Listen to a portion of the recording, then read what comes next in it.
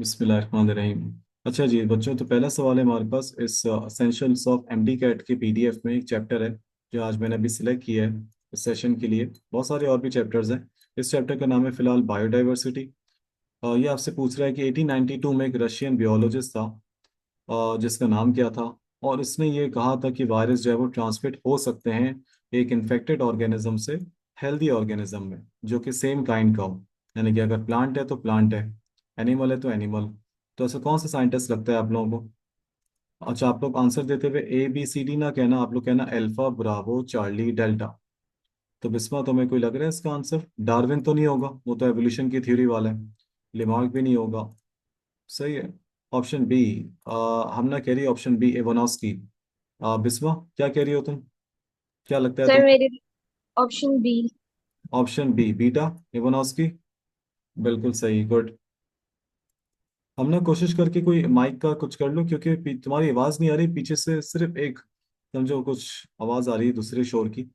तो अगर hand free वगैरह एयरपोर्ट्स या डायरेक्ट कनेक्ट कर सकती हो। सर मैं लैपटॉप पे हूँ, शोर बहुत है पीछे, इसलिए मैंने माइक ऑफ रखा हुआ अच्छा, था। ओके। तो शोर ये पंखे का है? जी। अच्छा ओके, तो पंखा थोड़ा ऐसा कर दो, लेकिन तुम बोल दोगे तो ज्यादा अच्छा लगेगा। सही है, वरना मुझे इस शोर से इतना मसला नहीं है, वो मैं मैनेज कर लूंगा। ठीक है सही सर, है। स्लो कर। हाँ, मैंने स्लो किया। मैं यहाँ पे मेरे पास सर के ऊपर तीन पंखे हैं और तीनों में से तीनों बंद है। सही है, ये चीज है। हाँ, बहुत बेहतर है। नहीं। बहुत बेहतर है। ठीक है धन्यवाद। सर। बहुत बेहतर है। मैं कह रहा हूँ तुमने पंखा बंद कम किया है, यहाँ पे मेरे सर के ऊपर तीन पंखे, तीनों के तीनों बंद है। तब पे आवाज सही आए। तो क्या करे यार, पढ़ाते हुए बिल्कुल समझो होश नहीं रहता अपना। The nucleic acid of nearly all bacteriophage. सारे बैक्टीरियोफेज का न्यूक्लिक एसिड तकरीबन क्या होता है? Answer none of this RNA. तो नहीं है। आंसर ये भी नहीं है। ज्यादातर का वो कह रहे हैं, तो अगर हम सिन बोर्ड के आरएनए। अकॉर्डिंगली जाए तो RNA या DNA? आरएनए। RNA। और बिस्मा, तुम क्या कह रही हो? Sir DNA. DNA। इसका हम ना DNA होगा। हम चेक कर लेते हैं फिर भी, क्योंकि अगर हम सिन बोर्ड पे आए, बुक्स पे गए, STP पे गए, फर्स्ट ईयर न्यू बुक, हम इसमें चैप्टर खोलते हैं ए सेलुलर लाइफ, जो कि इससे पहले था। एंजाइम्स नहीं, ये इसके बाद है। बायोएनर्जेटिक्स के भी बात होगा। ये सेलुलर लाइफ पर अगर हम गए तो इस पे लिखा हुआ है ज्यादातर बैक्टीरियोफेजेस का DNA क्या होता है? Sorry, DNA. बैक्टीरियोफेजेस का जीनोम क्या होता है? DNA। तो अच्छा, अगर प्लांट वायरसेस पूछे उनका ज्यादातर क्या होता है? RNA। एनिमल वायरसेस में अगर हम कहें तो DNA वाले भी हैं और RNA वाले भी हैं। लेकिन एक चीज याद रखना बच्चों, एक वायरस में कभी भी दोनों चीजें एक साथ नहीं होती। DNA और RNA एक साथ नहीं होता, अलग अलग है। या तो DNA होगा या तो RNA होगा। ये आसान है। The protein coat of virus is known as. ये तो आसान है। डी। डेल्टा। सही है, कैप्सिड। अब virus is considered a parasite. Virus को हम लोग पैरासाइट मानते हैं। कब मानेंगे? जब अपने होस्ट को हार्म करे या किल करे, या वो अपने होस्ट के बाहर रिप्रोड्यूस ना कर सके। पैरासिटिक प्रॉपर्टी कौन सी है? One and to. किल वाली तो प्रीडेटर होती है हम ना। सही। One, option one. Option one. One ये। ये वाली कौन सी प्रॉपर्टी कि वायरस अपने होस्ट के बाहर जो है विश्वा, कि वो अपने होस्ट के बाहर जो है वो रिप्रोड्यूस कर ही नहीं सकता। इस प्रॉपर्टी को हम लोग बायो में क्या कहते हैं? इस प्रॉपर्टी को बायो में कहते हैं ऑब्लिगेट पैरासाइट। ऑब्लिगेट। तो इसका सिंपल आंसर हुआ पैरासाइट है तो अपने होस्ट को हार्म करेगा। इसका आंसर है अल्फा।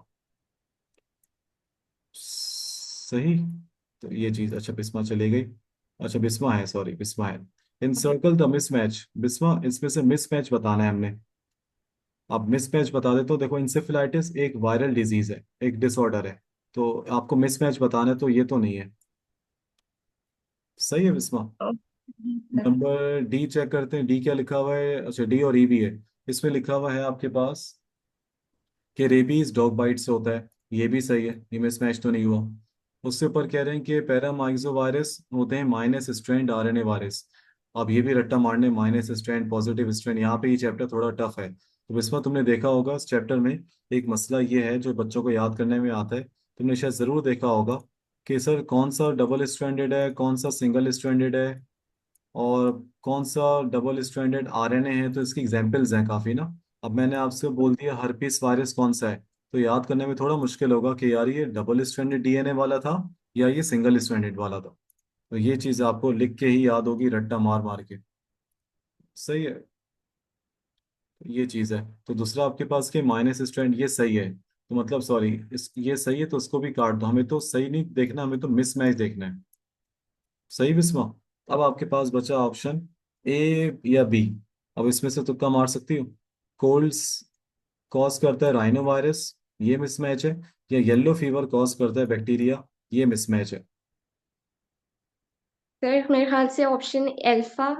चंदा कोल्ड समझो ये होता है, कोल्ड्स ये वही है, बुखार नजला जुकाम, हम लोग कहते हैं वायरल चल रहा है, फ्लू चल रहा है, तो चंदा कोल्ड तो राइनो वायरस ही कॉज करता है, लेकिन येलो फीवर वायरस कॉज करता है, यहाँ पे लिखा हुआ है येलो फीवर बैक्टीरिया कॉज करता है। बैक्टीरिया। तो ये गलत स्टेटमेंट और हमें गलत ही बतानी थी, तो दैट्स वाई हमारा आंसर हो गया बीटा। सही है। ओके ये सर। चीज है हाँ। देखो एप्टीट्यूड टफ नहीं है, एप्टीट्यूड टफेस्ट है। तब जब आपका जो है बेसिक कॉन्सेप्ट में थोड़ा सा आप लोग का कॉन्फिडेंस कम हो जाए, फिर वो टफेस्ट से भी टफेस्ट बन जाएगा। और अगर आपको कॉन्सेप्ट्स हैं और की पॉइंट्स याद हैं और आपको लिंक जोड़ना आता है एमसीक्यूज के की पॉइंट्स से, तो फिर मुश्किल नहीं है भाई इंशाल्लाह। तो first first sorry 5 steps of the lytic cycle of a T4 phage are given below. तो 5 स्टेप्स कौन कौन से हैं? 5 स्टेप्स, अब इसमें इन्होंने 5 स्टेप्स तो दिए हुए हैं, अब इसमें आपको करेक्ट बताना है, तो मैं थोड़ा सा जूम आउट कर देता हूँ। लाइटिक साइकिल बैक्टीरियोफेज की कौन सी होती है? जिसमें वो वायरस जो है वो बैक्टीरिया के पास जाता है, उसको अटैक करता है, अपनी कॉपीज बनाता है, और एट द एंड उसकी लाइसिस यानी कि उसकी ब्रेक डाउन करने के बाद वो वहां से चले जाता है। तो इसके स्टेप्स यहाँ पे दिए हुए हैं। पहला उसमें लिखा हुआ है आपके पास, अल्लाह भला करे, 34 uses its tail to stick to the specific receptor। फिर वो अपनी मेटाबॉलिक मशीनरी इस्तेमाल करता है, डीएनए को तोड़ता है बैक्टीरिया के। फिर लिखा हुआ है द फेज देन डायरेक्ट्स। ठीक है। फिर वो कह रहे हैं कि ठीक है, वो अपने एंजाइम रिलीज करवा के बैक्टीरिया के सेल वॉल तोड़ता है। फिर वो आपके पास एम्प्टी कैप्सिड, और लास्ट में लिखा हुआ है द टेल। ओके। तो मैं आपको पहले बता देता हूँ, सबसे पहले जो है, जो वायरस है वो बैक्टीरिया की सरफेस पर आएगा, यानी कि उसके रिसेप्टर से अटैच होगा। तो आपको वन वाला तो बिल्कुल ऐसा आ गया कि वन हमारे आंसर में सबसे पहला आना चाहिए। और वन चेक कर लो किस में आ रहा है। तो ये तो लग इतना बड़ा रहा था कि खोदा पहाड़ और निकला चूहा, और किसी में हम्म। तो जब आप इतने श्योर हो जाओ ना, तो आपका डग करके आंसर यही है। क्योंकि अगर यहाँ पे और भी ऑप्शंस होते जिनमें वन होता, फिर मैं सोचता, मुझे सोचने की जरूरत ही नहीं जी। है। आप समझ गई बिस्मा? जी जी सर, सही। जी जी यार सर। आई एम सॉरी, मैंने पूछा भी नहीं, क्या तुमने ये चैप्टर रिवाइज किया हुआ था, या बस डायरेक्ट डायरेक्ट हो रहा है? डायरेक्ट डायरेक्ट हो रहा है sir, I am direct so direct, अच्छा सॉरी बट। तुमने, नहीं नहीं, नहीं तुम्हें क्यों सॉरी, कोई मसला नहीं, तो मुझे बताओ तुमने अभी कौन सा चैप्टर पढ़ा हुआ है रिसेंटली? सर अभी मेरा एंजाइम्स वाला और ये वाला चैप्टर चल रहे थे। कोई मसला नहीं, मैं एग्जाम्स को कर देता हूँ, कोई टेंशन नहीं है, वो भी कर देता है। सर क्योंकि इधर चल रहा है ये भी कैरी ऑन कर सकते हैं, नो इशू। हाँ नहीं नहीं, मसला नहीं है मुझे। मैं कुछ ये वाले करवा देता हूँ, तो मैं कुछ एग्जाम्स के करवा देता हूँ, कोई टेंशन नहीं है। ये वाला है ना, मैंने किसी स्पेसिफिक चैप्टर के लिए रखा हुआ नहीं है, जो सेशन होते हैं ना, हम्म। मैंने जब इसको अपलोड करता हूँ तो इसमें मैं यही लिख देता हूँ कि ऑल चैप्टर्स ना, तो it doesn't matter. Chapter wise मैंने अलग सीरीज बनाई हुई है, वो अलग प्ले लिस्ट है, उसकी टेंशन नहीं है। अच्छा थोड़ा सा इसका भी देख लेते हैं। Chicken pox is cause by, chicken pox कौन कॉज करता है चिकन पॉक्स? चिकन पॉक्स का एक वायरस होता है। तो वायरस तो ये चारों हैं, ये हो नहीं सकता। HIV, इससे तो एड्स होती है, इससे हम्म। तो एड्स होता है, ये हटा दो आप, फॉरेन वाले माइनस कर दिया करो। चिकन पॉक्स और रेबीज वायरस नहीं, रेबीज वायरस तो रेबीज कॉज करता है जो डॉग बाइट से होता है। सर मेरे ख्याल से हेपेटाइटिस ऑप्शन सी। वायरस, बिल्कुल। इन्फ्लुएंजा वायरस इन्फ्लुएंजा कॉज करता है, तो बचा क्या? Varicella zoster. तो वेरिसेला जोस्टर क्या अपना कॉज करते हैं? Chicken pox. सही है। अगर यस आपको सर। ये माइनस करने वाला फॉर्मूला आ गया ना, तो देखो कितनी जल्दी हम्म। मैंने कर दिया। अब तो बोलोगे सर आपको तो टाइम हो गया पढ़ाते हुए, चंदा आप ये 2 मिनट साइड पे कर दो। ये चीज नहीं है। बात सारी है कि ये तुम्हें अगर ये एक्सक्लूजन वाला फॉर्मूला याद आ गया ना, तो बस फिर सही है। देखो मैंने फॉरेन फॉर्म तुम्हारे सामने वो हटा दिए जो बिल्कुल हो ही नहीं सकते, ताकि मैं जरा आई स्पेसिफिक पर आ जाऊं। तो वायरसेस आर, अब वो कह रहे हैं वायरसेस क्या है? सेल्यूलर नहीं, वायरसेस तो सेल्यूलर होते नहीं है। वायरसेस आर प्रोकैरियोट्स नहीं, प्रोकैरियोट्स तो लिविंग है जिसमें बैक्टीरिया आते हैं, ये भी नहीं। जी। अब सी एक अच्छा बचता है, चार्ली, नॉन सेल्यूलर। और अगले पेज में दिया हुआ है यूकेरियोट्स, बिल्कुल भी नहीं। क्या वायरसेस विजिबल है नेकेड आई से? बिल्कुल भी नहीं। नॉन तो बस सेलुलर। बचा क्या? Non cellular. नॉन सेल्यूलर लिखा हुआ हो या ए सेल्यूलर लिखा हुआ हो, बात एक ही है बिस्मा। एब्सेंस। एब्सेंस, बिल्कुल। अब बैक्टीरियोफेज एक मिनट इसको मिटा दूं जरा। अब बैक्टीरियोफेज कंसिस्ट, बैक्टीरियोफेज का मतलब क्या, ऐसा वायरस जो बैक्टीरिया को अटैक करेगा। उसमें सिर्फ क्या हम्म। होता है। अब यहाँ पे ऑप्शन डी जो है उन्होंने नहीं लिखा हुआ, कोई मसला नहीं है। डीएनए और प्रोटीन होता है या आरएनए एंड प्रोटीन है, तो अभी हमने पढ़ा है कि ज्यादातर बैक्टीरियोफेजेस में डीएनए होता है। तो हमारे पास होता है। ये भी आंसर सिंपल। डीएनए उसका जेनेटिक बस। मटेरियल है। और उसका जो हम्म। कैप्सिड होता है जो इस शेप का होता है, याद है, प्रोटीन पोलीहेड्रल होता शेप, वो मिलके बनता है कैप्सोमर से। और कैप्सोमर्स है। यस। प्रोटीन के ही बने हुए होते हैं। इस तरह हो गया। All of the following are symptoms of hepatitis except, ये सारे जो हेपेटाइटिस के सिम्टम्स हैं, सिवाय हेपेटाइटिस में क्या नहीं होता, इनलार्जमेंट ऑफ लिवर तो नहीं होती, इनलार्जमेंट ऑफ लिवर भी होती है, फीवर फीवर एंड फटीग। बिल्कुल है, और जॉन्डिस यरकान ये तो बिल्कुल ही होता है। तो बचा क्या, इम्यूनिटी की कमी नहीं होती, वो तो एड्स वगैरह में होती है। कुव्वत जी। मुदाफियत के साथ ऐसा कुछ मसला नहीं होता। मैं ये कर देता हूँ। नहीं, ये सही रहेगा ज्यादा इसको, ताकि बच्चों को समझ में आ जाए। ये आंसर सही था, alpha. The TMB tobacco mosaic virus first appeared on the leaves of tobacco plant and was characterized by। Tobacco mosaic virus से हमने क्या पता चला, कैसे पता चलता है, of tobacco plant and was characterized by wrinkling of leaves, ये तो हुआ था। Yellow patches on lamina surface, और येलो पैचेस वैसे ब्लैक स्पॉट्स आ गए थे। फॉलिंग ऑफ द लीव्स, ये भी हुआ था। Transmission of one organism to the another, ये भी हुआ था। लेकिन इन शॉर्ट सबसे ज्यादा जो अब अगर तुम चेक करो ना, ये तकरीबन चूज द बेस्ट वाला हो गया। तकरीबन हमें एक से ज्यादा सही लग रहे हैं। अब जब भी तुम ऐसा और सवालात में फंस जाओ, तो आपको बिल्कुल स्पेसिफिक पर आना है। ये एमसीक्यू नहीं है, ये चूज द बेस्ट है। तो बिल्कुल स्पेसिफिक क्या है, wrinkling of leaves. Okay sir. सही है। ये मसला होता है थोड़ा एप्टीट्यूड में, ये आता है मसला थोड़ा कि यार सर एमसीक्यू तो लग ही नहीं रहते, और ये पीएमसी का भंड है। ये बात है सारी। बिस्मा, तुम्हारी ही एक क्लासमेट अभी ज्वाइन किया है, तुम्हें याद होगा शायद, सना साबिर। हमारे पास नूरुल वरा वाले बैच में थी, तुम भी तो थी उसी बैच में थी ना, सेकेंड ईयर एसएस में। जी जी सर। हाँ सना, आवाज आ रही बेटा। जी सर। सना, बाकी कोई भी नहीं आया सना, तुम लोगों ने हालांकि मैसेज देखा भी था, आई गेस सब बिजी होंगे। जारी ने तुम लोग को बताया था, इन्फॉर्म किया था। यस। ठीक है बिस्मा, अब मुझे बताओ बिस्मा, ऑल वायरसेस, तमाम वायरसेस में क्या होता है, carry DNA, carry RNA, lack protein, या can not reproduce outside the host या outside the cell. Can not reproduce outside the बिल्कुल सेल। भाई, देखो कुछ वायरसेस में आरएनए होता है, कुछ में डीएनए होता है। तो हम यहाँ पे लिखा हुआ सारे वायरसेस में तो डीएनए नहीं होता ना, तो आप इसको काट दो। कुछ में आरएनए होता है, क्या सारे वायरसेस में आरएनए होता है, नहीं, कुछ में डीएनए भी होता है, ये भी काट दो। क्या सारे वायरसेस में प्रोटीन होता है, नहीं, कुछ ऐसे भी वायरसेस हैं जिनमें कैप्सिड नहीं होता, और ऐसे वायरसेस जिनमें कैप्सिड भी नहीं होता, जो नेकेड वायरसेस होते हैं, उनको बायो में बिस्मा विरोइड्स कहते हैं। विरोइड्स, इनके पास सिर्फ हम्म। जेनेटिक मटेरियल होता है, इनके पास कवरिंग नहीं होती, उसकी कैप्सिड नहीं होती। तो बेटा आपके पास वेरी गुड आंसर बचा क्या, can not reproduce outside the cell. इस प्रॉपर्टी को बिस्मा क्या कहते हैं, अभी मैंने बताया था। इस प्रॉपर्टी को कहते हैं ऑब्लिगेट पैरासाइट। यस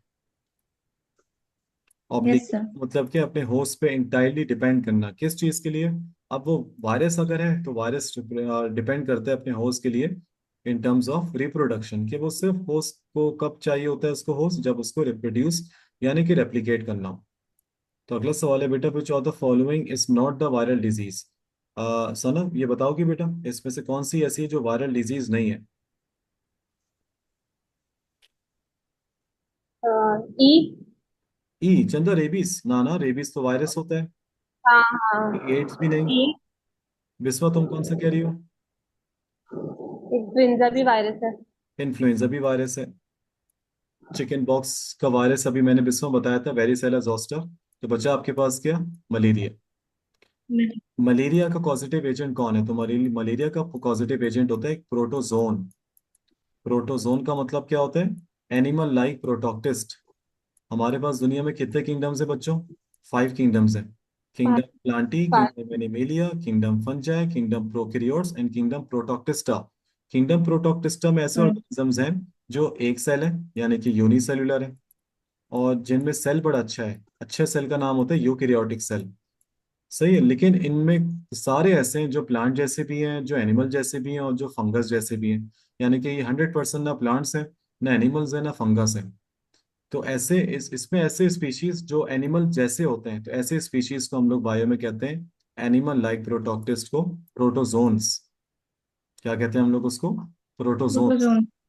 सही है। तो इसी के अंदर एक प्रोटोजोन में आता है एग्जाम्पल प्लाज्मोडियम। प्लाज्मोडियम। याद है 9th class? Plasmodium is the cause of malaria, malaria. जो फैलती है फीमेल एनोफिलिस मॉस्किटो। हम्म। ये चीज है। वालेकुम सलाम बतूल, कैसी है बतूल, ठीक हो? जी सर, मैं बिल्कुल ठीक हूँ। सॉरी आई जॉइन लेट, वो मेरी दूसरी क्लास चल रही थी इंग्लिश की। सही, ठीक, कोई मसला नहीं। अच्छा, बतूल हम लोग ये ए सेलुलर लाइफ वाला यानी कि बायोडाइवर्सिटी वाला चैप्टर करें। और बहुत आसान से हैं शुरू में ना, इसके सवाल बेसिक बेसिक से हैं। ठीक है, मैंने थोड़े से करवा दी बतूल इसमें। आई गेस हाँ, मतलब हमारे 13 हो गए। ठीक, लेकिन मैंने लेक्चर रिकॉर्ड किया हुआ है तो टेंशन नहीं है। Okay sir, thank you. Which one of the following is not a mode of transmission of AIDS? इनमें से ऐसा कौन सा है जो मतलब मोड ऑफ ट्रांसमिशन नहीं है एड्स का? तो आप उसको पहले डिडक्ट कर दो, एक्सक्लूड कर दो जो है। क्या अनस्टेरिलाइज निडल से एड्स हो सकता है? यस, तो आपने इसको काट दिया। क्या ओपन वुंड्स के जरिए से हो सकता है? हो सकता है। ब्लड ट्रांसफ्यूजन से हो सकता है? हो सकता है। अब देखते हैं क्या बचा हमारे पास। ये तो नहीं है बिल्कुल। क्या एक दूसरे का हाथ होल्ड करने से एड्स हो सकता है? नहीं, क्योंकि वो बॉडी फ्लूइड नहीं है। सही, तो उसका आंसर यही हुआ। उन्होंने आपसे नोटा पूछा था। एक और चीज, अगला सवाल, all of the following diseases are cause by viruses except. बताओ शाबाश मुझे। सना, ये सारी डिजीजेस वायरस की हैं एक्सेप्ट कौन सी डिजीज? टी वाला। वो बताओ ना, alpha beta Charlie delta. Delta. Delta. Delta diphtheria.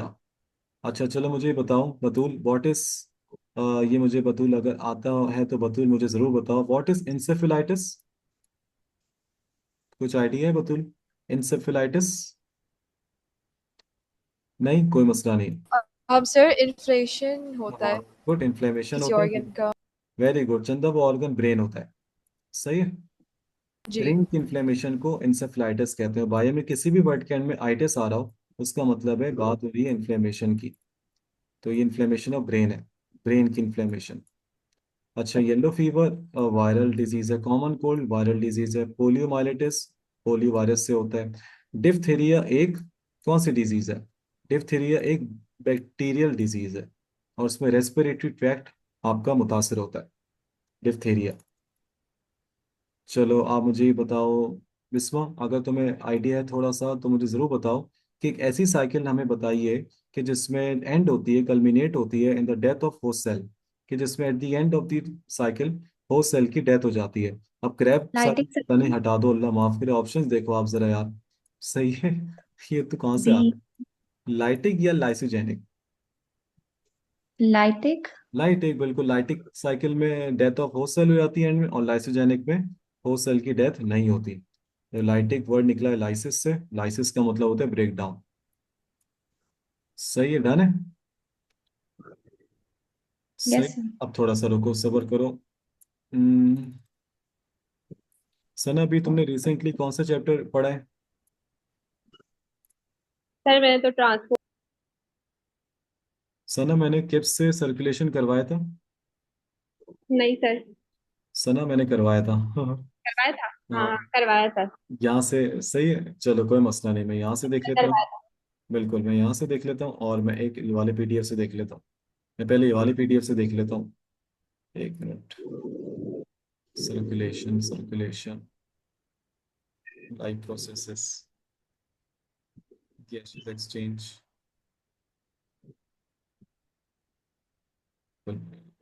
Circulatory system. इसमें हम लोग आते हैं जोलॉजी पोर्शन से।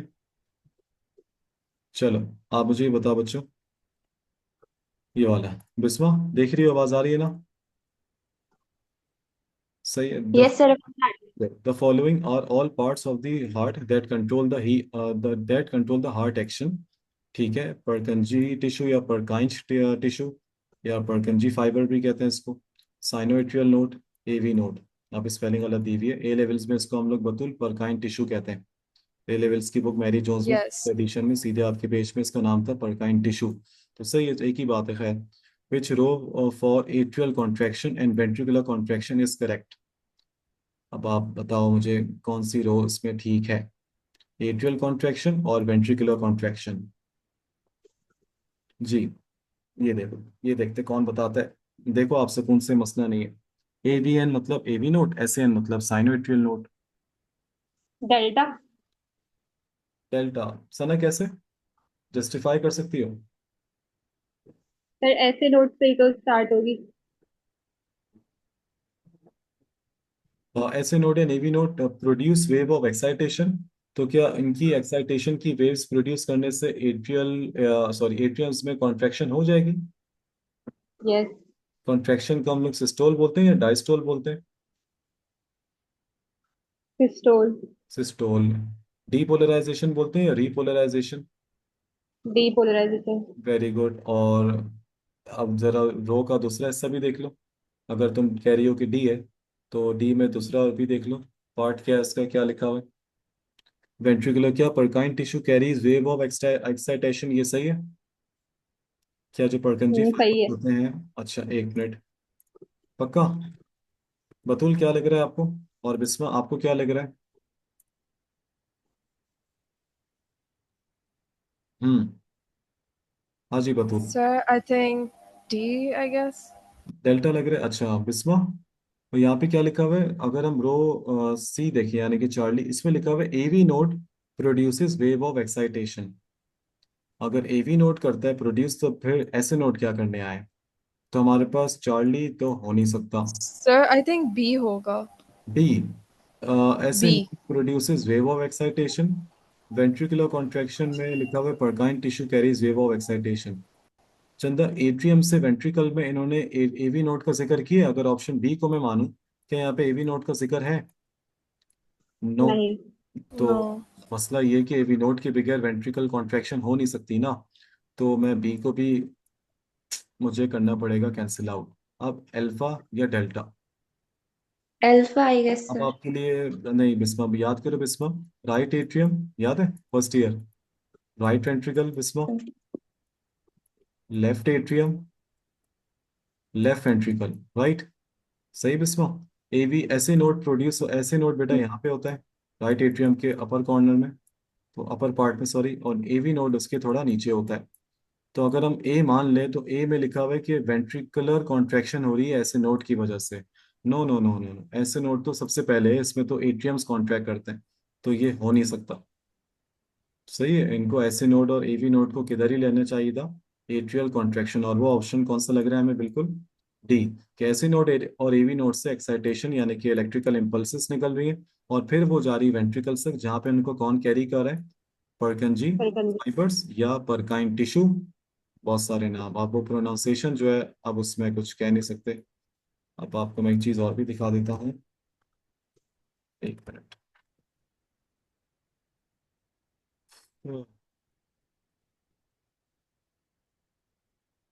जब तक बच्चों आप लोग नंबर 15 करो, शाबाश 15। The table shows the characteristics of the blood in one blood vessel in the body.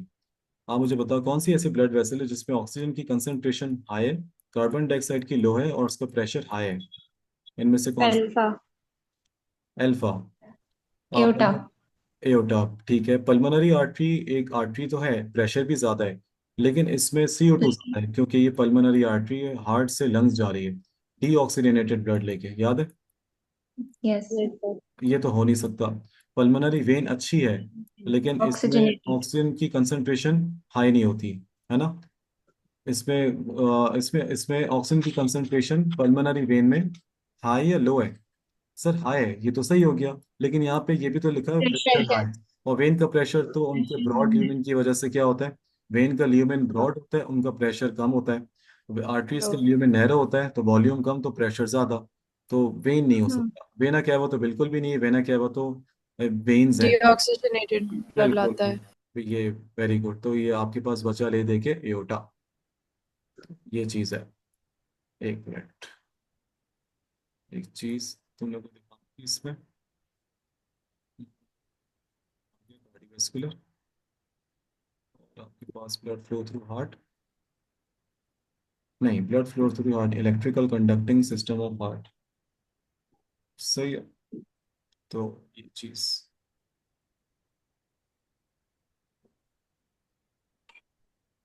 हाँ जी पहुंच गई। Okay okay. ओके ओके, ख्याल रखना, अल्लाह हाफिज। हाँ बच्चों आप जरा देखो इसमें, बतूल ये जो नजर आ रहा है सबसे टॉप पे येलो, ये क्या चीज़ है चंदा? ऐसे नोड या एवी नोड?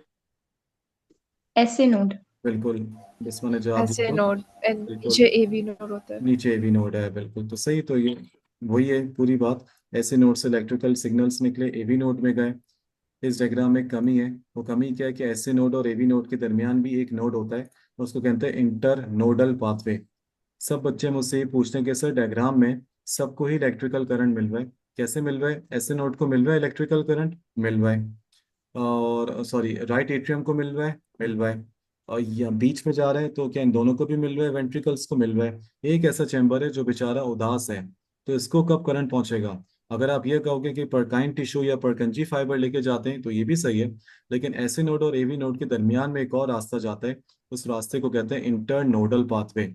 तो वो ऐसे नोड और एवी नोड के दरमियान में ही लेफ्ट एट्रियम भी निमट जाता है, क्योंकि दोनों एट्रियम्स एक साथ कॉन्ट्रैक्ट करेंगे, एक साथ रिलैक्स करेंगे, और नीचे के दोनों वेंट्रिकल्स भी एक साथ सिस्टोल और एक साथ डायस्टोल करेंगे। सबसे पहली ब्रांच कौन सी बनती है एवी नोड की? सना याद है, बताया था, bundle of his, yes sir. Scientist का नाम। फिर बनेगी राइट और लेफ्ट बंडल ब्रांचेस, सेप्टम भी आ गया। उसके बाद लास्ट और सबसे लंबे फाइबर्स जो पूरे हार्ट की वॉल को कॉन्ट्रैक्ट करवाते हैं एक साथ, उनका नाम है परकंजी फाइबर्स। एक्शन पोटेंशियल्स भी लिखा हुआ है, यानी कि इलेक्ट्रिकल करंट जा रहा है। तो लास्ट में ये जरा देखो, आपके चार वेल्व्स हैं और सब एक साथ काम कर रहे हैं, तो ये 0.8 सेकेंड्स में ये सब काम हो रहा है। चार वेल्व्स कौन कौन से बच्चों, जिस तरह आप लोगों ने रिवाइज किया है मुझे बताओ, जहाँ मेरा माउस है जल्दी बताओ, शाबाश। ये वाला कौन सा वेल्व है? ट्राइकस्पिड। एक्सिल। लाइटमेंट। ये वाला कौन सा वेल्व है? बाइकस्पिड। Very good. ये वाला कौन सा है? प्राइमरी। Semi lunar. और सेमिल्यूनर का स्पेसिफिक नाम? सिस्टेमिक है। सेमिल्यूनर का नाम है ना एओर्टिक या पल्मोनरी? एओर्टिक है। एओर्टिक। एओर्टिक। बिल्कुल। ये वाला कौन सा है? और पल्मोनरी। ठीक है। अच्छा मुझे ये बता दो बस, फिर क्लास तो ख़त्म होने वाली है, असल में 45 मिनट हो गए ना, तो मैं आपको दोबारा लिंक भेजूंगा थोड़ी देर में इंशाल्लाह, अभी जैसे 6:45, हाँ मैं आपको भेजता हूँ 8-10 मिनट में। हाँ मुझे ये बता दो बच्चों, जो हमारे पास ट्राइकस्पिड वेल्व है, ट्राइकस्पिड वेल्व, सही है, वो होता है राइट एट्रियम, राइट वेंट्रिकल के दरमियान, और जो बाइकस्पिड है इसमें दो कस्प हैं, वो होता है लेफ्ट एट्रियम और लेफ्ट वेंट्रिकल के दरमियान। सही बोला गलत बोला? यस सर सही सही है। बोला। जी। सही है। ये जो छोटे छोटे वेल्स हैं जो सेमिल्यूनर मिलके कहलाते हैं, ये ट्राइकस्पिड है या बाइकस्पिड है? ये भी ट्राइकस्पिड है, क्योंकि इनमें भी 3 कस्प हैं, 1 2 3। लेकिन इनको हम लोग ट्राइकस्पिड नेचर के हिसाब से कह सकते हैं, देखने के एतबार से, लेकिन इनका नाम क्या है? सेमिल्यूनर, क्योंकि ये हाफ जैसे क्रीज शेप के। तो अगर आपसे कोई पूछे सेमिल्यूनर वेल्स जो होते हैं उनमें भी कितने कस्प हैं, तो आपका आंसर क्या होगा? इनमें भी कितने? 3 कस्प है। सही बतून, मैं लिंक भेज रहा हूँ थोड़ी देर में दोबारा। Okay sir. Okay okay.